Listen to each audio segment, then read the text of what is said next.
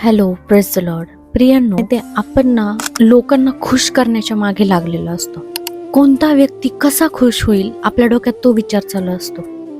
आपण ना सतत एका गोष्टीच्या मागे लागतो की अरे नाही, आपल्याला ह्या व्यक्तीला खुश करायचंय.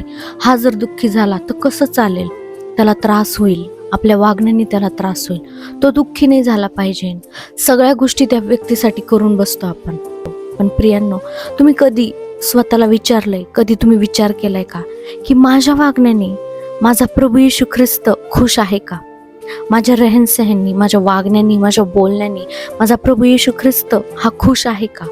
आज तुम्ही हा प्रश्न तुमच्या स्वतःला विचारा.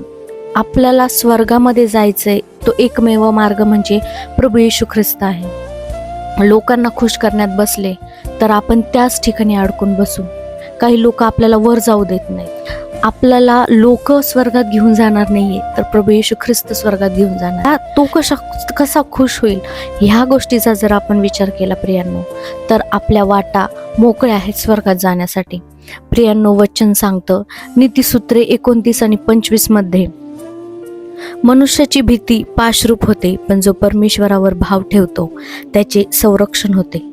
प्रियांनो, मनुष्यांना खुश करू नका, कारण जर तुम्ही मनुष्यांना खुश करत असताल, तुम्हाला दुःखी होण्याचं कारण ते ठरतील. प्रियांनो, काही लोक आपण त्यांच्यासाठी कितीही केलं तरी ते लोक विसरून जातात, किंवा आपली एक चूक त्या व्यक्तीला सगळं विसरण्यास भाग पाडते. पण आपला प्रभू येशू ख्रिस्त तसा नाहीये. आपण त्याच्यासाठी एक जरी चांगलं काम केलं ना, त्याच्याला लक्षात ठेवतो.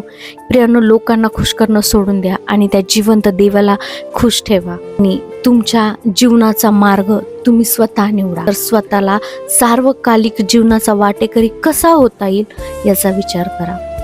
God bless you.